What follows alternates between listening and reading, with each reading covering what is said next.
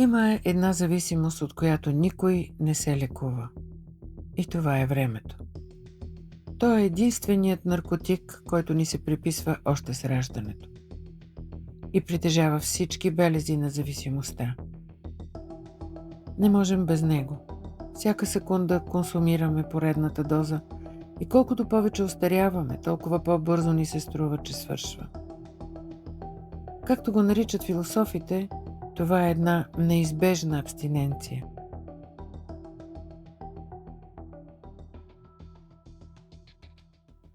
За Сенека, например, времето не е просто ресурс, а единственото нещо, което истински притежаваме и същевременно първото, което прахосваме.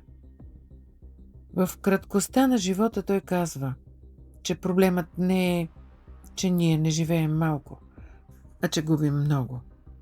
Това е защото, казва той, ние сме пристрастени към бъдещето, откъдето се поражда в нас и надеждата. И също така сме пристрастени и от миналото, откъдето се поражда в нас пък съжалението. Тази зависимост ни пречи да вземем дозата си от настоящето. Старите философи се опитват да ни накарат да изтрезнеем, като приемем, че бъдещето не ни принадлежи, а миналото вече е мъртво.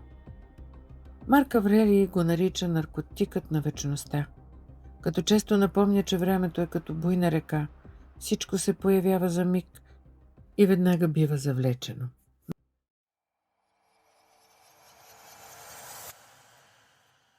И тук ми се ще да ви разкажа една история, идваща от древността. Историята, която разказват парадоксите на Зенон от Елея. Той е древногръцки философ, живял около 5 век преди новата ера. Зенон става известен с така наречените си парадокси, чрез които поставя под въпрос неща, които приемаме за очевидни, като движение, време и пространство. Най-известният му пример е именно този, с Ахил и костенурката, който ни показва, че времето може да е най-голямата халюцинация на ума. Парадоксът за Ахил и костенурката, формулиран от Зенон от Елея преди повече от 2400 години, и е може би най-известното интелектуално предизвикателство, което поставя под въпрос реалността на времето и движението. Ето какво разказва този парадокс. Представи си легендарния гръцки герой Ахил, най-бързия сред войните, бързоногия, както го нарича Омир. Той се съгласява на състезание с една обикновена костенурка. И за да бъде честен, той дава преднина. И така костенурката минава едно разстояние преди Ахил, след нея той хуква. Но тук Зенон ни спира и казва: Ахил никога няма да настигне костенурката. И съм сигурна, че вие се питате изумени, ама как така? Това е човек срещу костенурка. В това именно се състои парадокса. Първо Ахил трябва да стигне до мястото, където е тръгнала костенурката. Докато той стигне до там, костенурката вече е изминала малко напред. После Ахил трябва да стигне до това ново място. Но до тогава костенурката пак е мръднала още малко напред. И така отново и отново и отново. Всеки път, когато Ахил стигне мястото, където е била костенурката, тя вече е малко по-напред. И това се повтаря. Безкрайно. Според тази логика, Ахил никога не я настига. Абсурдно, нали? И все пак помисли. Колко често в живота ни се случва същото?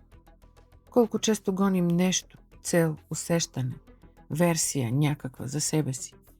И точно когато сме почти там, то се измества още малко напред. Още един ден си казвам: още малко време, още не си готов. Може би костенурката не е проблемът.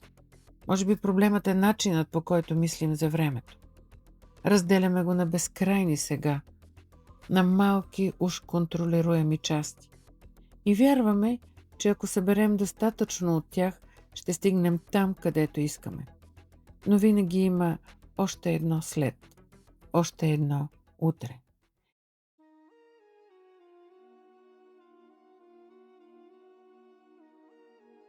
Времето е наркотик, защото ни държи в състояние на постоянна липса. Умът ни винаги е или в миналото, където търсим утеха или вина, или в бъдещето, където преследваме костенурката на щастието. Точно като в парадокса на Зенон.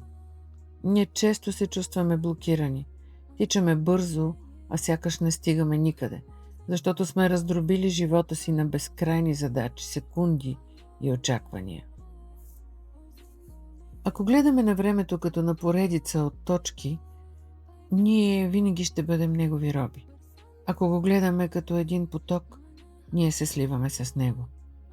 Лекарството ни е настоящето. С древните философи ни казват, че единственият начин да спрем абстиненцията за още време е да приемем, че настоящият момент е напълно достатъчен. Не е нужно да настигаш костенурката, за да си победител. Достатъчно е да осъзнаеш, че състезанието е илюзия. Времето не е количество. И всички знаем. Качество. За Сенека и Марк Аврелий животът не се мери по това колко дози време сме консумирали, а колко будни сме били, докато то е текло през нас. Ние не притежаваме времето. Ние сме само негови гости. И парадоксът на Ахил ни учи, че логиката може да ни излъже, че сме далеч от целта, но стоическата воля ни показва, че с една единствена крачка, тук и сега, ние вече сме пристигнали.